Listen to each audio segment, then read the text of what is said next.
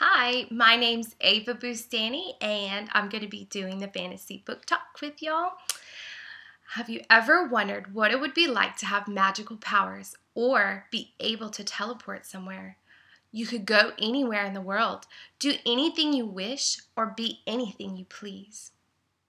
I can remember sitting on my couch as I listened to my mother tell me, "Clean your room." I wished for magical powers and to just snap my fingers, poof, clean room, done. But that's not the case in real life. But in fantasy books, dreams like this can come alive. The characters can do anything, be anyone, and have supernatural powers. It's wonderful. I'm going to discuss 5 of my favorite books today that fall into the broad, modern fantasy genre. We'll break it down book by book and discuss a few things about the books and their authors. The first book that I'm going to talk to you today is one of my favorites growing up. This book will bring you to a new world, a magical world of wizardry. Can you guess it? That's right. It's Harry Potter. I'll discuss the 4th book of Harry Potter, Harry Potter and the Goblet of Fire, written by J.K. Rowling. Rowling is a wildly famous author known for her rags to riches story. Contrary to popular belief, though, she did not write the first Harry Potter book on napkins. In Harry Potter and the Goblet of Fire, Harry wants to get away from the Dursleys and go to the Quidditch World Cup with his friends and find out about mysterious events taking place at Hogwarts School this year. He wants to be a normal 14-year-old boy, but Harry is not normal. In Harry's case, this can be deadly. I'd like to read an excerpt from this book, and it is found on page 270.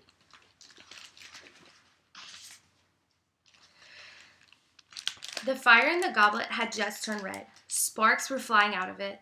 A long flame shot suddenly into the air, and borne upon it was another piece of parchment.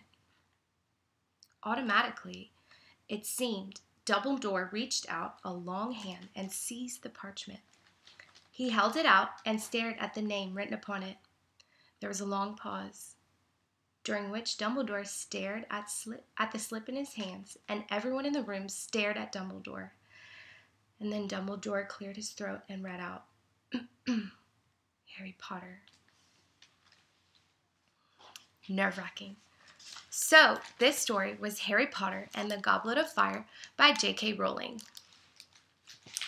Have you ever wanted to fall deeply and irrevocably in love with someone?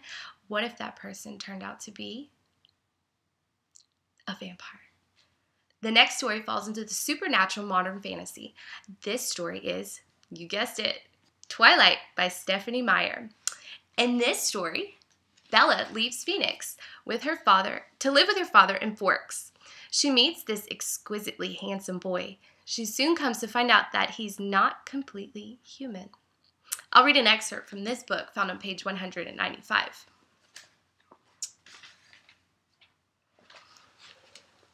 About 3 things I was absolutely positive. First, Edward was a vampire. Second, there was part of him, and I didn't know how potent that part might be, that thirsted for my blood. And third, I was unconditionally and irrevocably in love with him.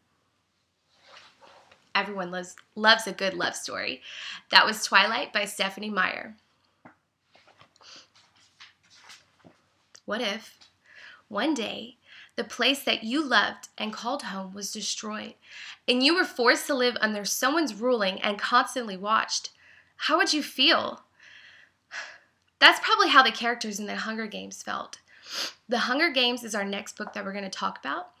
The Hunger Games is by Susan Collin. This story falls in the science fiction fantasy genre. It is a dystopia, which is a novel that depicts a future place whose people live in fearful, wretched conditions. In the ruins of a place known as North America lies a nation of Pan-Am, a shining capital surrounded by 12 outlying districts. The capital is harsh and cruel and keeps the districts in line by forcing them to send one boy and one girl to the annual Hunger Games, which is a fight to the death on live TV. I'll read an excerpt from page 146 from this book.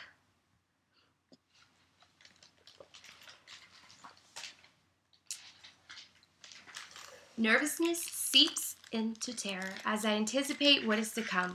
I could be dead, flat out dead in an hour, not even. My fingers obsessively trace the little hard lump on my forearm where the woman injected the tracking device. I press on it, even though it hurts. I press on it so hard, a small bruise begins to form. Do you want to talk, Katniss? Cinna says. I shake my head, but after a moment, I hold out my hand to him. Cinna encloses in both of his. And this is how we sit until a pleasant female voice announces it's time to prepare for launch. Still clenching one of Cinna's hands, I walk over and stand on the circular metal plate. Remember what Haymitch said? Run, find water, the rest will follow. He says. I nod. And remember this, I'm not allowed to bet, but if I could, my money would be on you. Goes down a little bit, and then it reads, Ladies and gentlemen, let the 74th Hunger Games begin. That was The Hunger Games by Susan Collin. Have you ever felt like the odd one at school? Ever been teased or ridiculed? That gut-wrenching feeling of being bullied by most people that you know, including your own family, is a horrific life that the next character has to live. The next book we're going to discuss is Carrie by Stephen King. As a child, my parents didn't want me reading Stephen King because of his horror and graphic novels, but of course, I read a few. Stephen King is a well-known author in the horror genre of fantasy.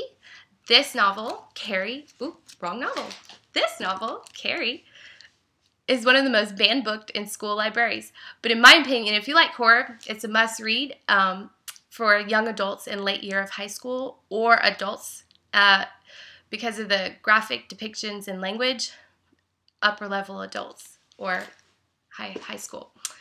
Carrie was the odd one at her high school, the ones whose reflexes were always off in games, whose clothes never really fit, and who never got the point of the joke. Carrie discovered she can make things move. This was her game until a furious act of cruelty forever changed her game into a weapon of horror and destruction. I'll read a brief excerpt from page 89. Don't get too scared. We know that Carrie was the victim of her mother's religious mania. We know that she possessed a latent telekinetic talent, commonly referred to as TK.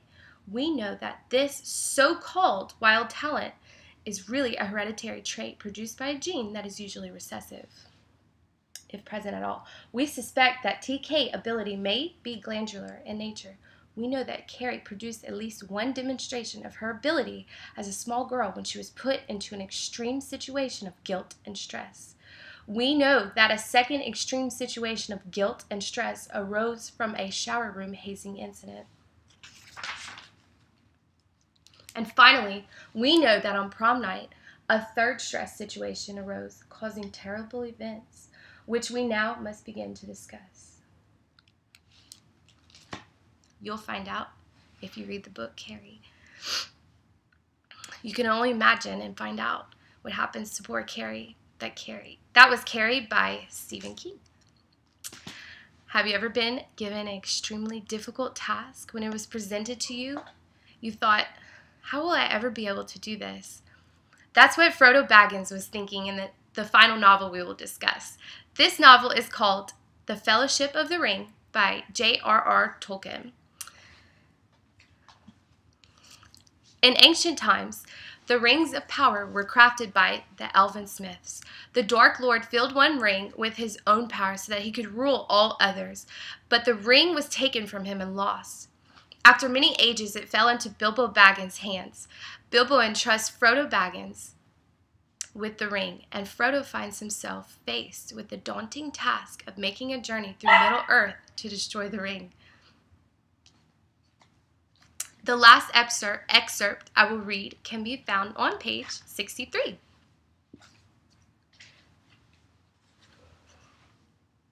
He paused, Gandalf, and then slowly in a deep voice, "This is the Master Ring, the one to rule them all.